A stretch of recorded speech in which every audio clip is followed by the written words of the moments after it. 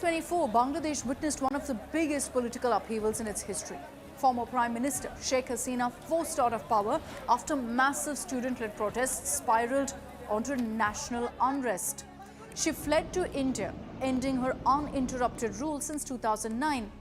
And then this week, that crisis deepened further when a special tribunal in Dhaka sentenced her to death in absentia for crimes against humanity linked to last year's student uprising. The verdict triggered emotional reactions in Bangladesh, families of victims cheering inside the courtroom. To understand the current crisis, it's important to examine Bangladesh's turbulent history. From 1947 to 1971, Bangladesh existed as East Pakistan, separated from West Pakistan by 1,600 kilometers. And then it had faced deep political and economic discrimination, eventually leading to the 1971 Liberation War, in which India, of course, played a major role by supporting refugees and the Mukti Bahini. Bangladesh became independent on December 16, 1971, when Sheikh Mujibur Rahman, as its first Prime Minister, was chosen. After his assassination in 1975, years later, the country saw years of coups and instability. Then Mujib's daughter, Sheikh Hasina, stepped in. She returned from exile in 1981 and took charge of the Awami League. Over the years, she became central to Bangladesh's democratic struggle. She first became Prime Minister in 1996 and again in 2009, after which she stayed in power for 15 years. Her tenure brought major economic growth, stronger ties with India, of course, but it also drew a whole lot of criticism for authoritarian tendencies, for attacks on opposition parties and shrinking democratic space. But let's talk about the present crisis. It was triggered by large-scale student protests against job quotas that favored descendants of freedom fighters. Students demanded a fair, merit-based recruitment system.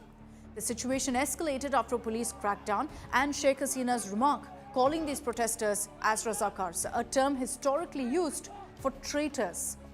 And this happened at the backdrop of the heavily disputed 2024 elections, which the opposition had boycotted. There were all of these reports suggesting that it was rigged. This worsened public distrust. There was rising unemployment, inflation, corruption, general frustration among the youth, which added more fuel to the unrest. The crisis peaked when protesters stormed Hasina's residence, leading to her dramatic exit and flight to India. So why has she now been sentenced to death? Well, a special tribunal has found Hasina guilty on several counts, including ordering killings of the student protesters, authorizing lethal force through drones and helicopters, and failing to stop atrocities during the 2024 protests. She received 2 death sentences and a life term. Former Home Minister Asaduzzaman Khan also received a death sentence. Hasina has called the trial unfair, manipulated, saying she can still challenge the verdict in a higher court. But what about India? Bangladesh has formally asked India to extradite Sheikh Hasina and Asaduzzaman Khan. India and Bangladesh do have an extradition treaty. It was signed in 2013 that allows both countries to hand over individuals wanted for crimes punishable by at least 1 year in prison. So that box is ticked in this particular case. But the treaty also includes key exceptions, especially for offences considered political in nature. And that particular caveat is what matters.